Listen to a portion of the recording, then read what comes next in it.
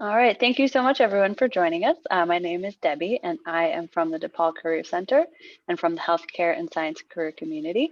Thanks so much for joining us for Public Speaking for Scientists.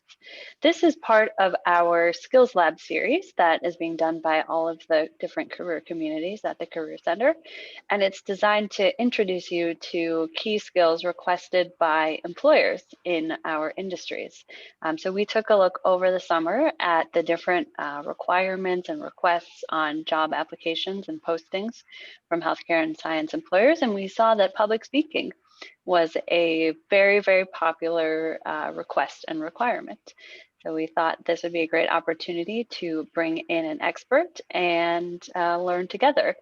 And this is designed to teach you a little bit about public speaking and give you resources and opportunities to learn more. If you are able to, we would love to see your faces. If you are able to turn on your cameras, please do. If you have questions, feel free to ask them in the chat. We will also have time for a Q&A at the end. If you'd like to ask a question anonymously, you can send it to me and I will ask it on your behalf. Now I'm going to turn it over to my colleague Sabrina. Cool. Hi, guys. I'm just going to go over a few of the resources that we have at the Career Center, just as a brief introduction to who we are, what we have available to you online. This is our Career Center website. You can search careercenter.depaul.edu or just Google Career Center DePaul. It'll show up. When you go to our website, we have a lot of resources, especially here. This is our career library, and it has a lot of PDF handouts, blog posts, videos on career development skills such as resumes and cover letters, interviewing, networking, and a large variety of other topics you can focus on depending on where you are in your career journeys. This is a really helpful page that you can access from home. We also have COVID-19 specific career resources here for anyone interested in working remotely or looking to find job and internship opportunities. Currently, these are skills that you can build at home, ways that you can find remote jobs, and yeah, other helpful blog posts here for you. We also have career advising for anybody that wants to come in, talk to someone if you're unsure how to get started on your career journey, don't know quite where you're at, if you need help with a resume or cover letter, if you need a mock interview practice, you can always come in and we're always happy to help. We have Zoom virtual office and drop-in coaching with peer career coaches. If you would just like written feedback on a resume or cover letter, you can submit it here via Google form. Or if you would like to schedule an appointment with an advisor or a community ambassador, we are here for you. You can schedule an appointment through Handshake. We have specific career communities that you can speak to, such as healthcare and science. And finally, we would like to highlight some of our upcoming events here at the Career Center. There we go. We have this really cute flyer with our upcoming events. And as you can see, we have our skills lab for today, which will be really fun. And then next week, we have our healthcare startup careers, industry insights, are how I got this job with a research biologist. If that interests you, you can feel free to sign up on Handshake. And finally, we have our Summer Internship Fest coming up, which will be really fun and exciting. If you're looking for a summer internship, especially, there's different time sessions that you can come to, whether you're a freshman, sophomore, junior, senior, and what types of sessions you would like to go to. And now I'd like to turn the floor to our presenter today. He is Professor Brian Bohr. He teaches public speaking and various other classes in communication studies. And Yeah, the floor is all yours. Please teach us Awesome. all that you can. Thank you, Sabrina, and thank you, Debbie and Betsy, for inviting me here. I am super happy to be here. I think that these skills labs are an awesome way to just learn something new, get involved, and just kind of explore what other people know, because we can all learn from other experts in different disciplines and different fields, and kind of cross-pollinate our own interest in research together, because all disciplines really are kind of connected. And so, like she said, my name is Brian Bohr. I'm an instructor of communication studies in the College of Communication. I've been teaching at DePaul for about 3 years, and I am really excited to be here because I feel as though communication is a transcendent discipline, because what I focus on in rhetoric and public speaking is that I say I am not the expert on anything other than public speaking. When you get up in the front of the room or take over a Zoom meeting, you are that expert. You have all of that knowledge. And it's just about being able to share that knowledge with your audience. And so that's kind of my job, and why I'm excited to be here, because I was never a very good science or math student. But what I do know is how to talk about stuff. And so if you are really good at math and science, it's going to be my goal to get you good and competent at talking about it, because I think that's one of those hard and challenging things that we need to get over. So I'm going to start with a little bit of a background on who I am. Then we'll talk a little bit about the fear of public speaking, kind of why we have that fear, where that fear comes from, some delivery strategies that we can use, both verbal and nonverbal delivery, and then where to go next. So that's kind of my plan. But please feel free to jump in, ask any questions, unmute yourself and be like, wait a second, I don't understand. Throw it in the chat. I hope that this can feel fairly conversational. So with that, I will share my screen. And I've called this this presentation "No Fear Speaking," because I think so many of us, as indicated by this poll, have experienced that fear of speaking. And a lot of research has actually indicated when we have that fear and it prevents us from taking public speaking opportunities, it can actually result in some pretty staggering and negative consequences, because we don't take those public speaking opportunities. So we're less likely to move up in organizations, regardless of how competent you are in the knowledge or skills of that discipline. If you aren't comfortable speaking about it, you are less likely to move up in those organizations, make more money, and ultimately feel happy about your job.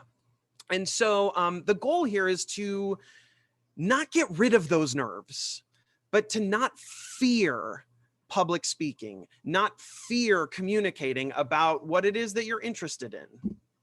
So a little bit of background about me. I grew up in the western suburbs of Chicago. I always loved storytelling. I loved playing pretend. I loved make believe. I just was a storyteller. I loved reading, and then I found theater. So I went to Northwestern University in Evanston, and I studied communication and theater.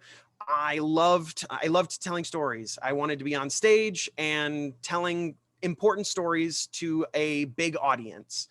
So I included some of these production photos there. So I spent about 6 years after I graduated performing on stage kind of all over the world. And after a while, I kind of, as a lot of artists do, I sort of fell out of love with the art form. And I was like, I want to do anything but perform. And so I started applying for a lot of just like very antithetical jobs to performing. I was actually offered a job with the Federal Bureau of Investigation. I was a theater guy. I knew nothing about that, but what I did know was how to communicate. I knew how to interview. I knew how to story tell. And that was what set me apart from other candidates. I ultimately did not take that job because it would not have fit well with my life or lifestyle. And I ended up, I wanted to teach. And I started coaching a high school and then collegiate forensics team, a speech and debate team.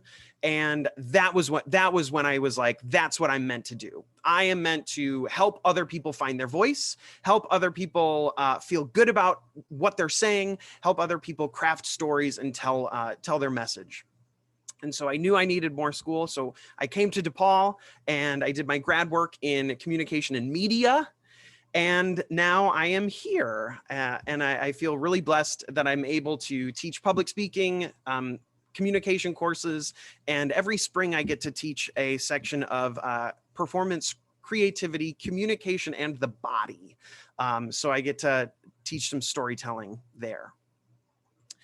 So I thought we could go into just a little bit more detail of this poll, because I think this poll is a wonderful indication of what so many of us feel.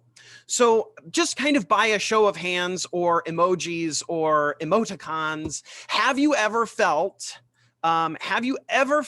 anxious before giving a presentation or giving a speech? Yes, I even felt nervous before I was about to give this presentation. So those nerves aren't always going to go away, but that's not a bad thing. And so I'm wondering if anybody would be willing to share, because it's different for everybody. What does that anxiety look like or feel like for you? I can share.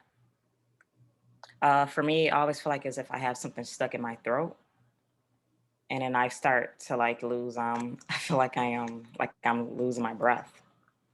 Yes. So we get short of breath. You get that lump in your throat. I know that I used to kind of get like a crackly voice, and I would always have to have water with me. What else?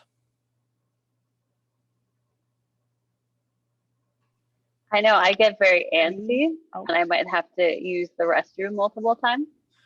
Sure, absolutely. I get like sweaty and my heart starts beating, and I'm shaky as well.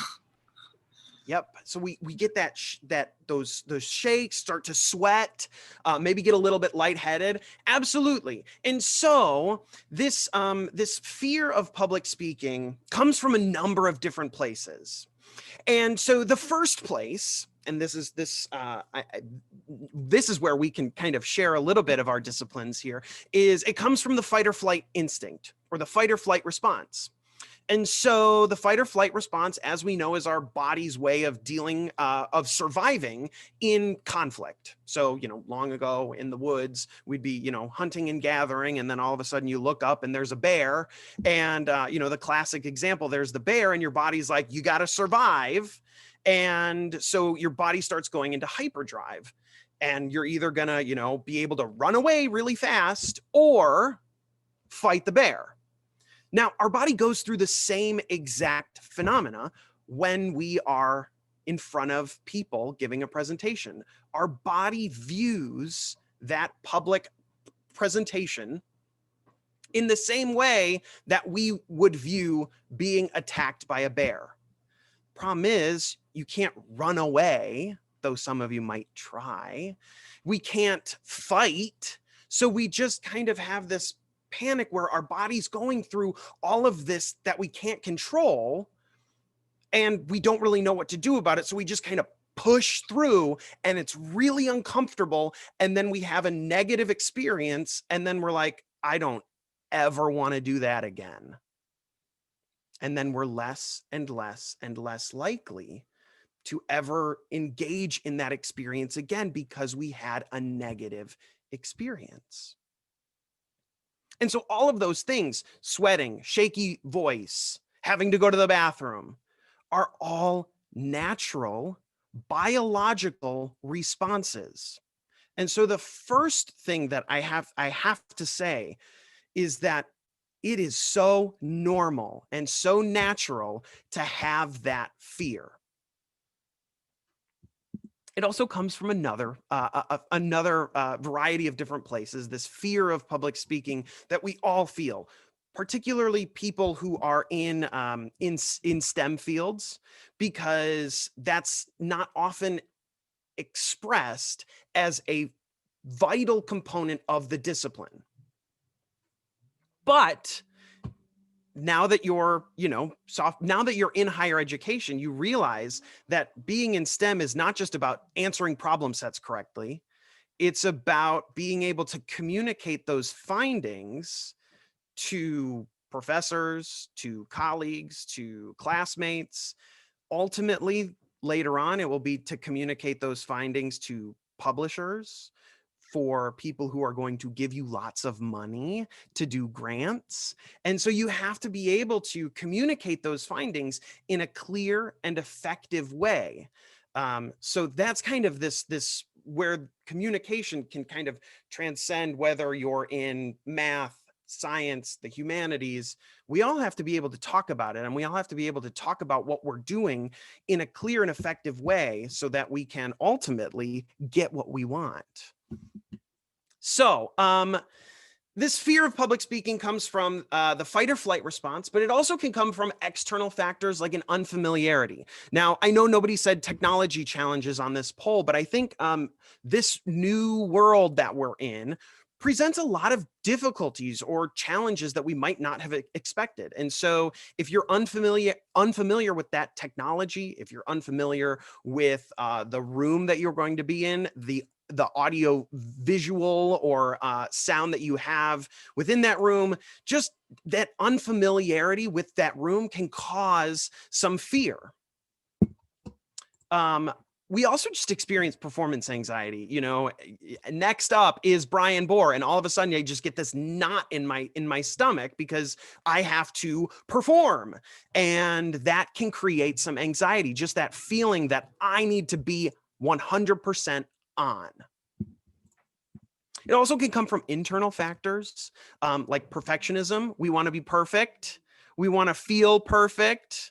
And what's really cool and hard to grapple with is that public speaking, there's no such thing as perfect. So we have to let go of that idea of being perfect. I often say in class, this is not a math class. And I feel great about that, but some people who are like, I just want there to be one perfect way. I want a clear rubric of yes and no. It's really hard to grapple with because there's not one right way. Public speaking is largely dependent on the speaker.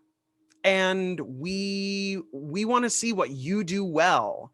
And so if you're really good at storytelling, capitalize on that.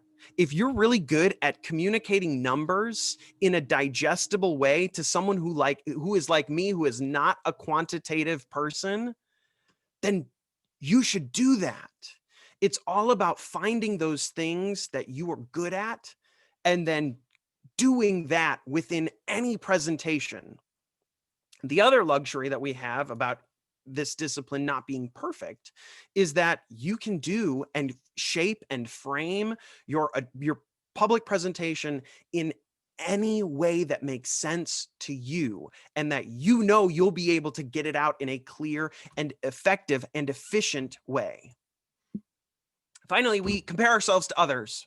Right? We compare ourselves to others, and comparing yourself to others and social comparison is so prevalent and so destructive. So you see somebody, give a presentation, and all of a sudden you're like, wow, I am terrible. They are so good and I'm terrible. I want to run away. I never want to do this again. And it comes back to this. You got to do what makes sense to you. You can't mimic, you can't replicate, because you are a different person with different ideas that are just as valid. And so it's about finding what you do well and doing that in front of people. And then finally, a lack of preparation. This is the one where it's like you can really, really control this. We often experience that anxiety and fear because we haven't practiced the presentation that we're planning to do, or we practice it in an ineffective way where you're like, I'm just going to run through it in my head. But when you run through a presentation in your head, you're practicing it wrong because You're not doing, when football players practice, they don't just run the plays in their head. They actually get it into their muscle memory. And so when we're giving speeches, when we're giving presentations, it is absolutely vital that we do it in the way that we plan to do it, so that it is fully engaged, full body, full voice engagement, so that your audience can see you and they trust that you know what you're doing. So much of this is about just trusting yourself and communicating in a way that makes you, the speaker, feel good. So how should you feel about this anxiety, which I know everybody has? It's normal. It's so normal. We talked about this fight or flight response. It is something that we've all felt. It actually, it can actually help you, right? So that fight or flight instinct gives you energy. It gives you that connection. And if you can harness that extra energy, that extra cortisol, that extra adrenaline that's pumping through your body, you can actually harness it, funnel it, and then connect with your content and connect with your audience. If you're aware that I'm going to get a giant burst of energy, sometimes that dissipates through shaky hands. Sometimes that extra energy dissipates through your feet and you start pacing around. We've all seen that. Sometimes that extra energy causes you to shoot off on a tangent. We might have seen that sometimes in a wedding toast. But if you're cognizant of that and you are going to experience a giant adrenaline and cortisol rush, you can actually use that to your advantage as a secret weapon to harness that content and focus on your audience. It's also virtually unrecognizable. There are so many times when I coach the commencement speaker at DePaul. Or forensics, or just in my public speaking class, and people are like, "Oh my gosh, I was shaking." It's like, nobody was paying attention to your hands, or like my knees were shaking, and it's like nobody's looking at your knees. And so letting that go and say, okay, I might be sweaty, I might be shaky, all of these physical things that 4 of you said cause you anxiety. It really is. It might feel so big, but when you're 10, 20, 30 feet away or over Zoom, it's very, very hard to pick up on. And if we do, God forbid, see you shaking, that's one of those things where it is so humanizing. It's so humanizing because we've all felt this before. So how do I get rid of it? Well, you're probably not going to get rid of it, but that's okay. I still get nervous. I know my tendencies, and I know that I was going to get nervous before this. So you got to control what you can control, just kind of as a general rule for life. Control what you can control. There's not a whole lot that you can control when you're giving a public address. There are some things you can control: your preparation, how you prepare. You can control how you address the audience. You can control your breath. But letting the things that you can't control go is really hard, because we're all control freaks. We all want to control, anytime we're in front of people, because we don't want to look stupid, like 4 of the 7 of you said. We don't want to look stupid. We don't want to make a mistake. But that's something that you can't control. And if something goes wrong, to just say, well, I can't control that, to not linger on that, be mindful and move ahead. Practicing your speech, practicing your presentation, practicing your proposal, practicing your dissertation, practicing your defense, practicing whatever it is, practicing it in the way that you're going to present it. Probably in the shoes that you're going to present it in as well, right? So that you do get the feeling of what it's going to feel like when it's for keeps. And we want to practice by saying yes. If somebody asks you to do a presentation, if somebody asks you, hey, will you take this opportunity, to always say yes. So practice your individual speech, but also the art of speaking and saying yes and crafting different messages for different groups of people. And then one of the most helpful tools I can give you with as it relates to anxiety is to understand your own speaking trajectory and how anxiety works with you so that you can begin to expect it. So imagine for me a graph, will you? I think I have a little bit of time. And I'm going to try and do this with a whiteboard. So imagine for me, and this is embarrassing, I'm not a math or science person, but this is a graph. Now on the y-axis, we're going to put our anxiety. And then on the x-axis, we always have time. And we're going to use this dotted line to symbolize when you start speaking. What kind of a speaker are you? Or what kind of an anxious speaker are you? Are you somebody who's super anxious? You're really nervous the whole night before, you don't sleep, you're panicked, you start your speech and you mess up, and then all of a sudden you get, 3 minutes in and you feel pretty good? Are you somebody who's not nervous at all? You're cool as a cucumber, and then all of a sudden it's like, and next up to present on whatever topic is you. And you're like, oh my God, I'm about to throw up. Or are you this person who's nervous and then you forget about it, and then you're nervous again, and then you forget about it, and then you're nervous again? Who are you as a nervous speaker? Because when you figure out who you are as a nervous speaker, you can begin to prepare your mind and body for feeling those feelings. So if you can say, I know what's going to happen. And I'm going to start sweating. I'm going to probably talk too fast, and I'm going to get shaky. When I start to get shaky, I'm not going to say, oh my God, I'm getting shaky. I know to prepare myself for that. But you're never going to know what to expect if you don't take those opportunities or you don't practice in front of other people. So excuse my terrible graph drawing, but hopefully my visual aid helped to explain how we all feel anxious, and that once we can begin to not have those expectation violations and expect what's going to happen, we can say, all right, I know what's going to happen. I'm going to be nervous, and then I'm going to get 3 minutes in and things are going to be okay.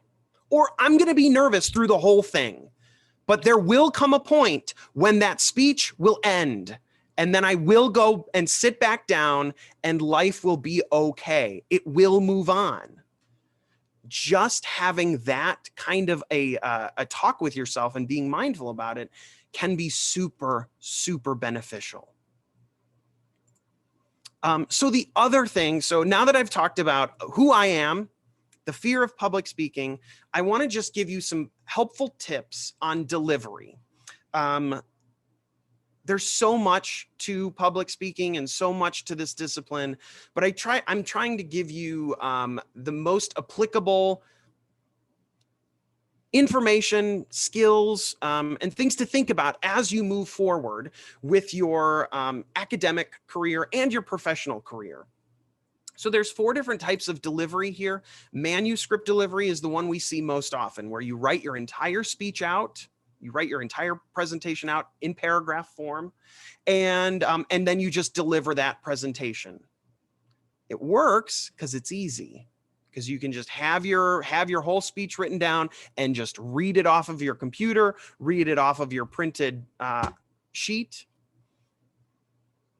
Maybe not necessarily the best way to give a speech, though, because you're so beholden to that manuscript. You are so beholden to what you've written down. There's not a lot of flexibility.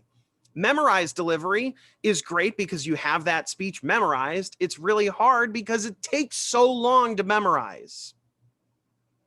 It's so hard. And if anybody's ever, seen maybe like a bad community theater production of a play or a musical, and you're like, wow, I can just totally tell that was memorized. Like there's no heart. It's just, they're just puking those words out.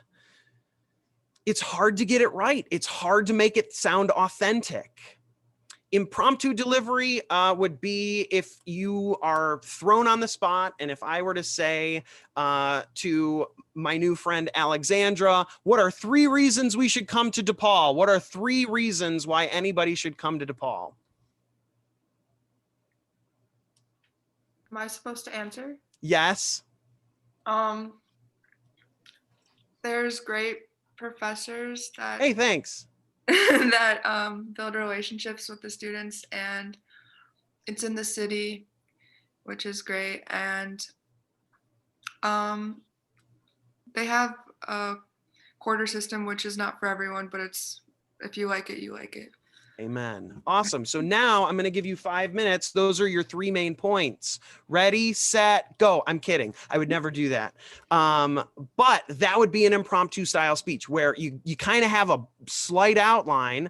We've all maybe been in positions where you have to kind of justify something and you're thrown on the spot. A lot of interviews involve impromptu delivery, and it's really hard because you might have some talking points, but you got to take those talking points and make them relevant. So that's really hard. What I encourage you to start utilizing, however, is this idea of an extemporaneous delivery. Extemporaneous, there's a 6-syllable word for the day. Extemporaneous delivery is a nice blend of different types of delivery. So extemporaneous is prepared, but it's not memorized. You're not beholden to a fully flushed out script, but you have room to move around. You have bullet points. You have some sentences, some phrases, some words. You can draw on it with arrows and outlines and smiley faces. It's much more tailored to how you will communicate best. So when you know that, and you know, okay, I'm going to be able to tell a story here, you can just write, tell the story about this. And that gives you that freedom and flexibility to engage with your audience. So I have two things I want to talk about, which is verbal delivery and nonverbal delivery. When we talk about verbal delivery, whether it's over Zoom or whether it's in person, we want to have an intelligible delivery. You got to sound like you know what you're talking about. So we use our volume to communicate that. We use our rate, or how fast, how slow, and our clarity, your articulation. So we want to make sure that we sound like we know what we're talking about. And we do that through using a variety of those, where we can speed up to highlight importance. We could slow down to highlight importance. We could do a lot with our voice. But at its heart, being an intelligible speaker, your audience has to know what you're saying. You can't be too loud. You can't be too soft. You can't speak too fast. Can't speak too slow. Now, the secret is that we know how to do this. We're all really good communicators because we communicate all day. You communicate with your friends, you communicate with your family, you communicate with your relational partners. Problem is, we get in front of a group of people and we forget how to be a human. All of a sudden, you're so worried about what you're going to say, how you're going to say it, that we forget all of these things that are so natural to us. And so we do have time. I have one quick little exercise that I'd like for us all to try. I want you to think about a quotation, any quotation. It could be anything you want. You can do a quick Google search if you need to. But think about, try and find a favorite quotation. Mine will be, I don't know who said this, but it doesn't matter for this purpose. Mine will be, Courage is not the absence of fear, but rather the willingness to confront that which frightens you. Topical for today. So does anybody have a quotation that they would be willing to read to us or say to us? Any brave little toaster volunteers? Does anybody even know the Brave Little Toaster? It was an old, like, weird animated movie. I have a quotation I can share. Yes, awesome. Thank you. Dwisha? Did I say it right? Dwisha, right. Awesome. What's So your quotation? This one is from one of the spiritual teacher I once saw listening to, and he said that happiness is not about getting what you like, but liking what you get. Ooh. Okay, so now, Dwisha, Mm-hmm. can I ask you to read that quotation again? Mm-hmm. And I want you to read it with an ineffective speed, ineffective rate. So too fast, too slow. I'll do really slow. Happiness is about let me do that again. That's hard to do. Happiness is about getting what you know. It's the other way. Happiness is not about getting what you like, but it's about liking what you get. Great. Awesome. So even then, she was like, it's hard to do. Great. Now, Dwisha, can you please read that quotation again? So there's a lot of things that went wrong there, Mm-hmm. which was great. Now, Dwisha, can you read that quotation back? And I want you to do it with an effective rate. All right. Happiness is not about getting what you like, but it's about liking what you get. So all of a sudden, so yes, amen. All of a sudden, and just that first word that she said, happiness. When she did it ineffectively, it was happiness is everything went away. Then what I heard was happiness, and there was this nice, high quality clarity. Everything came into focus. You know what effective delivery sounds like. Everybody does. We know how to be effective communicators. It just takes that mindfulness. It just takes you being cognizant and saying, I'm going to be an effective speaker. I'm going to focus. And often when you focus on one quality of your voice, the rest fall into place. When I said do it with an ineffective rate, all of a sudden the clarity, the volume, the articulation, everything went out the window. But when she was just focusing on her speed and doing it effectively, everything came into focus. It's just about being cognizant. So the last slide I have is don't underestimate the importance of body language from Ursula. Your eye contact. Eye contact is so important. Eye contact is incredibly intimate. It is incredibly connected. And it's really hard to do over Zoom because I have to look at the camera, which is counterintuitive to everything that we've been taught. I want to look at you in the eyes, which I'm doing right now, but that isn't being communicated. So I have to refocus to my webcam, which is a little bit backwards. But what you can do, and what I've done, because teaching over Zoom so much, I want to make sure that I do have that connection and that you, more important than anything, feel that connection. And so I went to a little arts and crafts store last spring and I bought googly eyes and I put them right on my webcam so I know where to look. You could do that with a colored Post-it. You could do it with anything, but just so that you know where to focus your eyes, because it's really hard. And as we move forward, more and more and more of the world is going to be virtual. We've kind of figured it out. We've kind of made it work. So look at the camera instead of yourself. It's really easy to just look at yourself, right? You can hide yourself on Zoom. You can click on those little 3 buttons and hide yourself so that you go away, and then you're not tempted to just be like, wow, what is my hair doing? What is happening? Your physicality can communicate so many things: interest, excitement. Make sure that you can see, that your audience can see you from the waist up or from the shoulders up. Just be aware that all of that matters, and all of that plays a big role in how you connect with your audience. It may mean moving your camera so that we're not looking up your nose, but so that it's even. And then we can see your gestures, and we can see your full connectedness to and commitment to whatever you're talking about, and movement, your posture, that you're fully physically engaged and connected. My last slide is just some final tips, that apply for both Zoom or in person. If you care about the content that you're sharing, your audience will care. We take our cues from you. So if you care, we're going to care. If you're passionate about it, we're going to be passionate about it.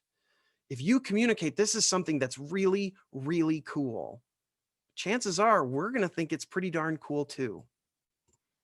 Speak for a naive audience, an audience who doesn't really know. Always assume that your audience doesn't know anything. We always need that foundational information. Even if your audience absolutely knows everything you know, it's really hard for an audience to just jump in and be with you if you're going into very complicated content. You got to ease us in with a story, an anecdote, some kind of historiography, something to ease us in so that it's not just a hard hammer, here's what we're doing. It's very easy for your audience to start thinking about what they're going to have for dinner. It's very easy for your audience to think about what other work they have to do. You want to be engaged and connected, and speaking to a naive audience and for a naive audience will be helpful there. Clearly outline your presentation in a way that makes sense for you. If you are a hard copy person like I am, I have like 4 different legal pads going right now. That I know works for me. I like to write. I like to actually write with pens. If you're a digital person, that works for you too. But I like to have arrows and cross stuff out and highlight, and that works for me. So I know that works for me. But outline your speech in a way that makes sense. Breathe. Don't forget to breathe. So many of us get caught up in what we're saying that we forget to take a breath. And if you notice yourself falling into some of those ineffective habits where you're speeding up, where you're starting to sweat and get all jumbled, take a second, collect yourself, and breathe. This works miraculously in interviews. When you start to get, oh my God, what did I just say? I'm so stupid. Take a breath, let it go, and move on. And try to find each audience member's eyes. Make sure you're looking to the camera, and don't forget to have fun, right? If you demonstrate that what you're talking about, that the information that you have, that the data you've found is super cool and you're having fun, your audience is far more likely to have fun and to enjoy what you're sharing.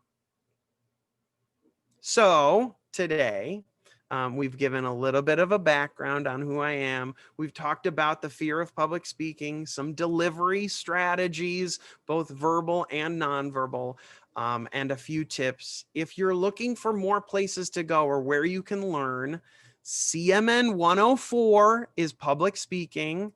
Org 201 is business and professional communication.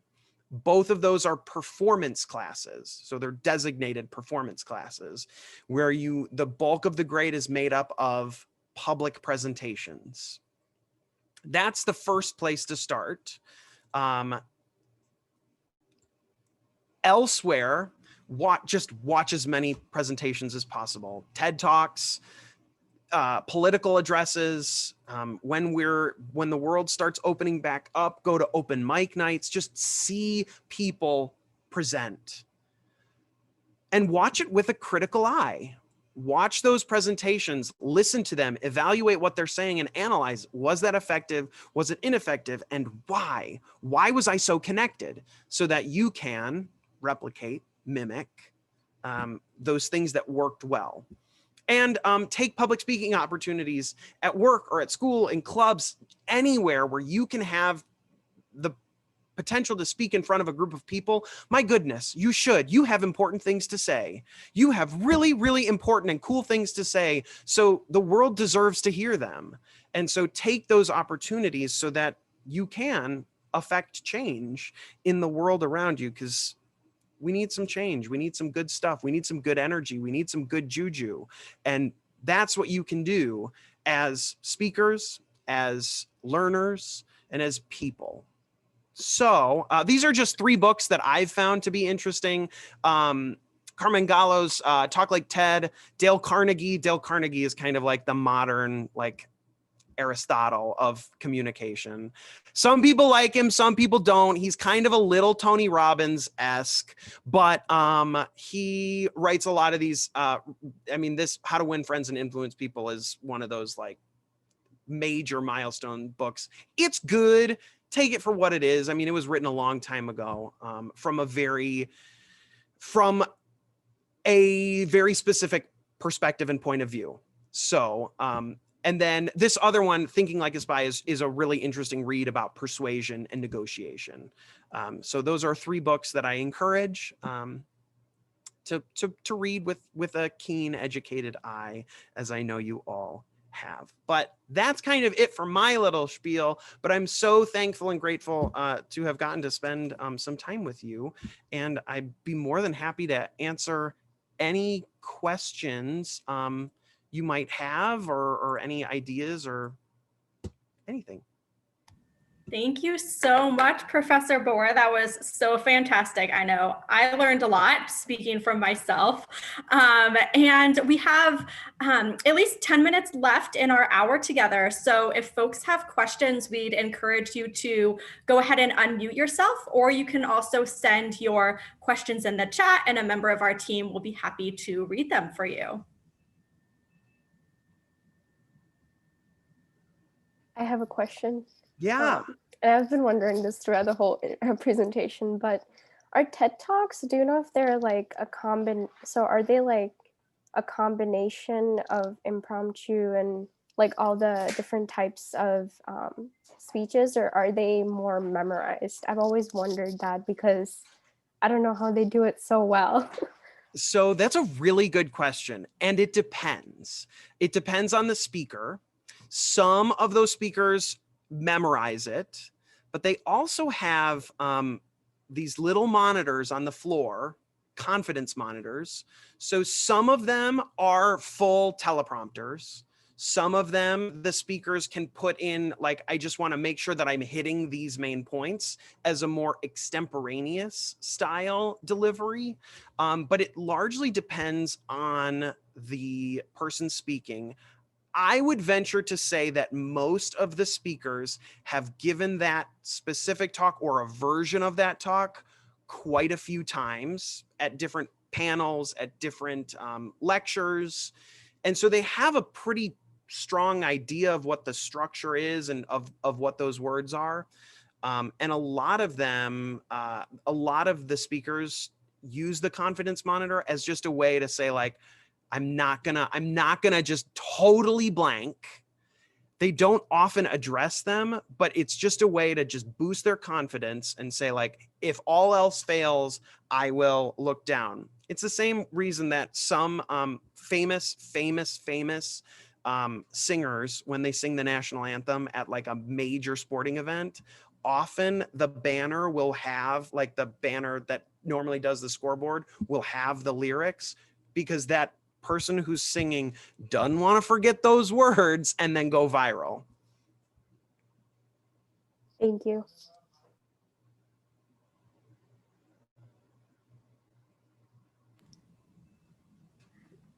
other questions?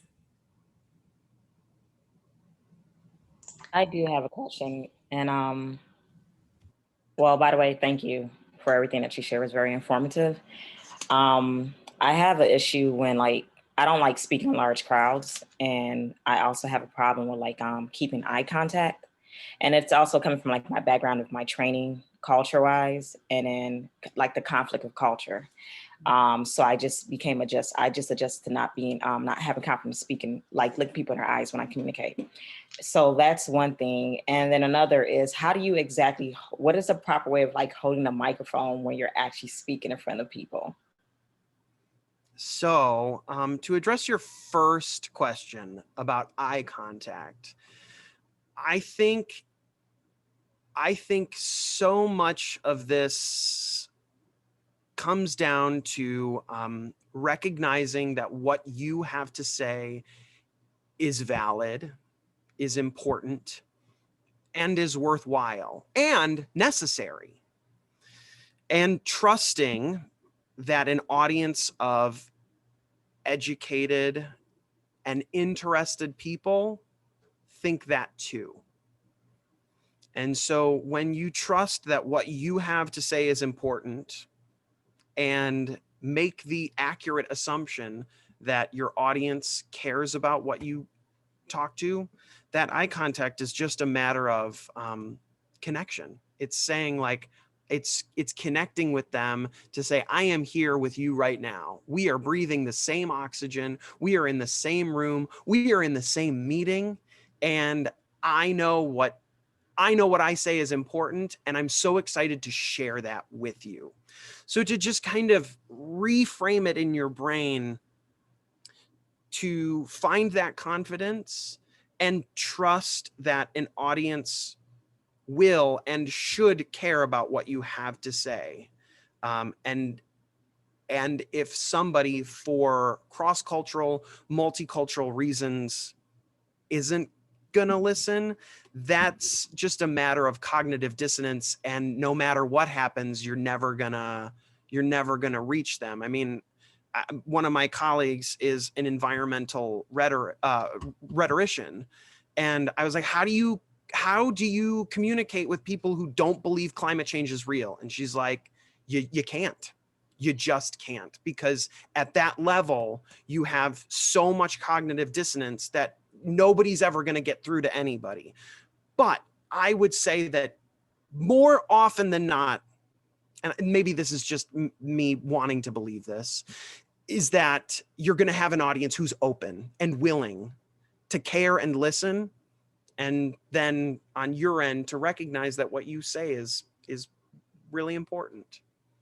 Your second question, can you remind me what your second question was?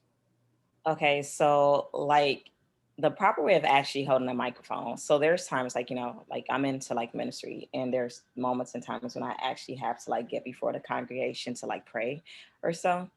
And I get nervous when it's like, if it's just a few people, I'm okay. But once like the crowd starts to increase, I feel like a lump in my throat. And I have a habit of holding the microphone like that.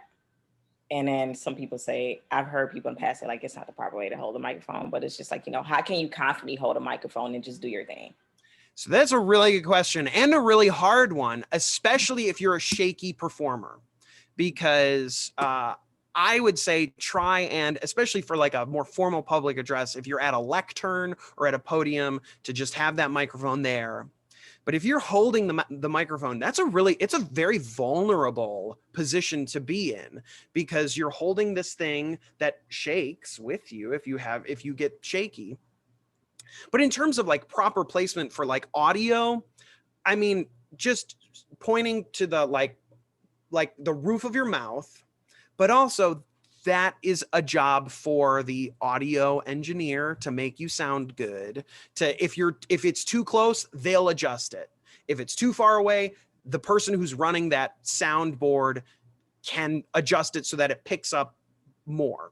So I wouldn't be worried too much about volume, but that is one of those things that just takes practice and just takes doing, because it is such a non-natural way of presenting, to have this thing in your hand, to hold it. And that's why we see so many people who do like TED Talks. They have either the like wireless microphone, because it's just so non-natural. So it's one of those things that it just takes time to get used to, but to also trust that everybody's going to be able to hear you, regardless of kind of the positioning, but just strong, and not amphitheater, singing, but just strong and right out in front of you. Okay. And so that people can see your mouth moving too, so that you're not covering. Those are really good questions. Thank you. My question is not really related to what we've been talking about. Sorry, it just got loud. But I mean, it's about one of your classes that I saw and that you mentioned, and it's like the performance by I forgot the whole description, but I was just wondering if you can kind of talk about it a little bit since you're here, and maybe you can. Yeah, absolutely. It's got a lot of adjectives. It's performance, communication, creativity, and the body. There's like 8 commas.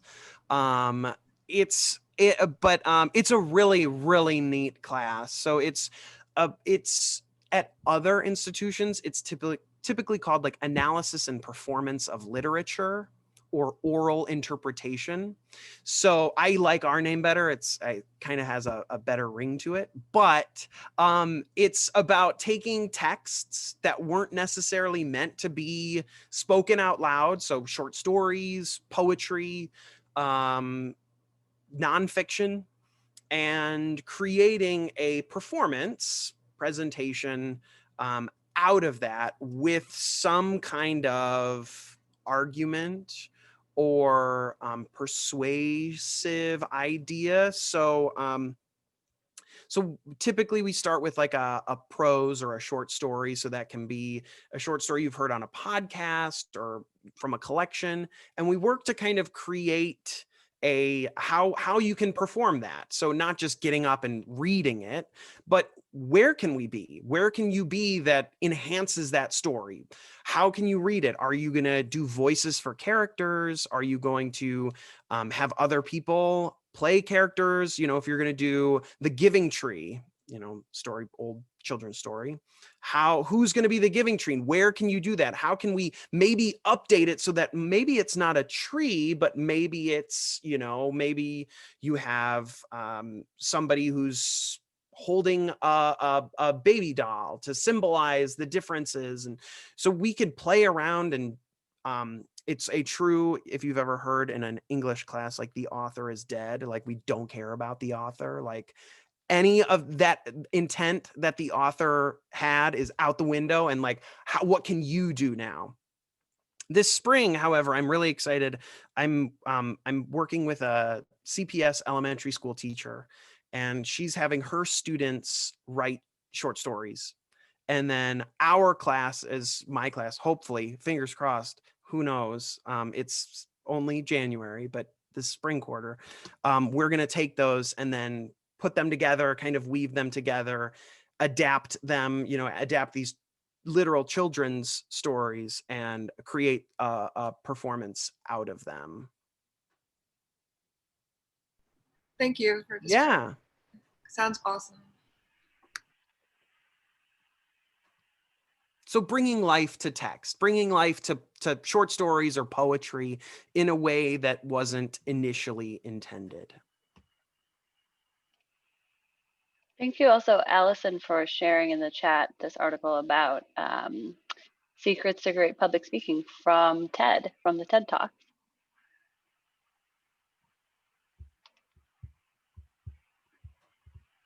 We have time for one more question. I do have one more, and it's gonna be very quick. I just wanted Professor Bohr. I remember at the beginning of the presentation, it shows something about the classes that you teach along with a coaching course. So that was just more about me, who I am. So I also am a high school speech and debate coach, and I am a frequent adjudicator for collegiate speech and debate. But DePaul doesn't have a competitive speech and debate team. I think it's a club, but I don't think they compete. Oh, okay. But I got to look into that because I think that could be cool. We'll send you an email after this. We'll send you a video. We can send the presentation, and we'll include those specific classes as well. Thank So you. you can sign up for spring quarter or for next year. All right, well, thank you. First of all, thank you to Professor Bohr. Thank you everyone for attending. We're gonna launch a super quick survey just to get your anonymous feedback. This helps us to plan other events. We hope that you'll join us for some of our other events next week and in the weeks to come. Thank you so much for sharing your vulnerabilities and questions, and for learning together.